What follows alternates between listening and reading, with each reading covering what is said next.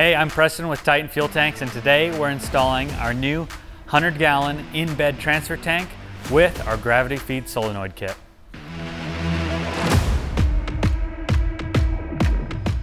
Your 100 gallons is going to come with 4 brackets. You're going to have 2 wide foot brackets.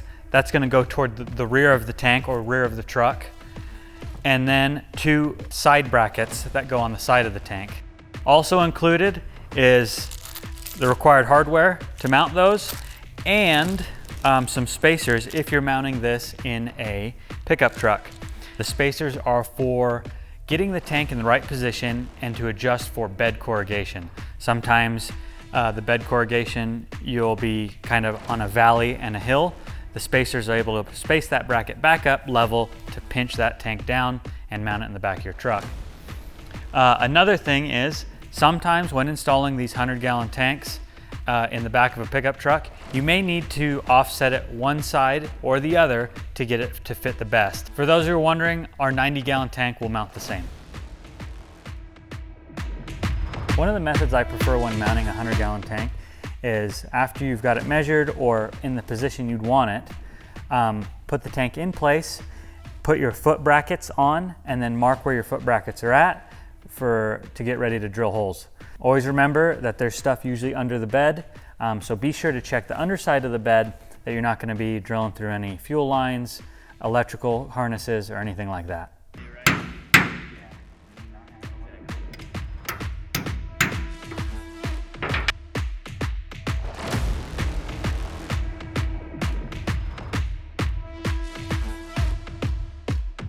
Now that we have the holes drilled for the tank brackets, we can now prepare the tank for final installation by adding our solenoid and our 90-degree elbow for the vent line.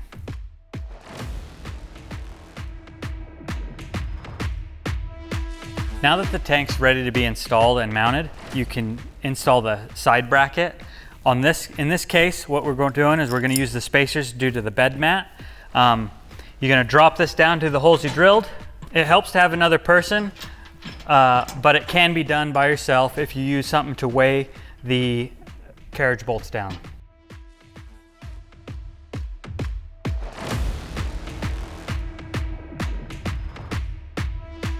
So, as you can see, we've ran our wires from our cab. So we run a positive from the switch and a negative to a good ground, and they can attach to the 2 red wires on the solenoid. Each of these doesn't matter which location you crimp them to. As long as you have a good positive and a good ground, you can go ahead and crimp these together. Also, we've ran our feed line that goes to our adapter, fill neck adapter, and we have our vent line ran that is going up to the vent line on the top of the tank. All right, now we can move on to plumbing. In order to plumb the solenoid, we provide a vent line adapter. The bigger nipple will run the feed line from the solenoid, and the smaller one runs the vent line from the top of the tank. What you can do is you can clip your vent line and plumb this in, and then attach your 2 lines from your 100-gallon tank.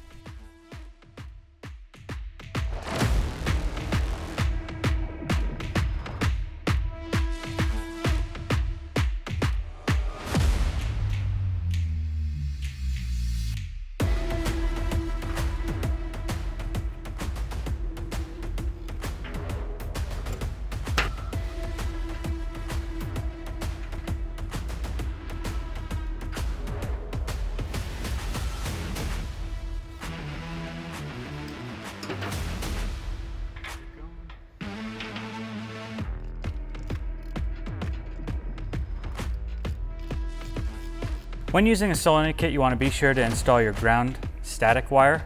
You take the nut off the top of the solenoid and you can install it up there with the lock washer, and then the nut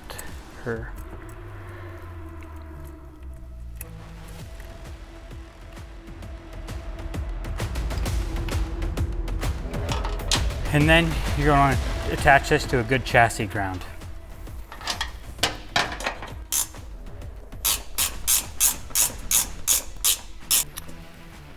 If you're not using a solenoid kit, the tank will have a grounding stud where the vent line is attached, and you can ground off of that grounding stud. All right, now we're ready to move on to wiring the solenoid. Once you have the wire ran from your solenoid, a positive wire, positive 12 volt from the solenoid, you're going to want to pull a positive 12 volt wire from the battery.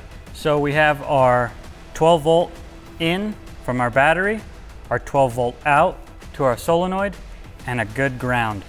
Now that those are all hooked up and crimped, we can go ahead and mount our switch. And our solenoid will work. Thanks for watching. If you got any questions, feel free to give us a call and we can help you out on your 100-gallon install.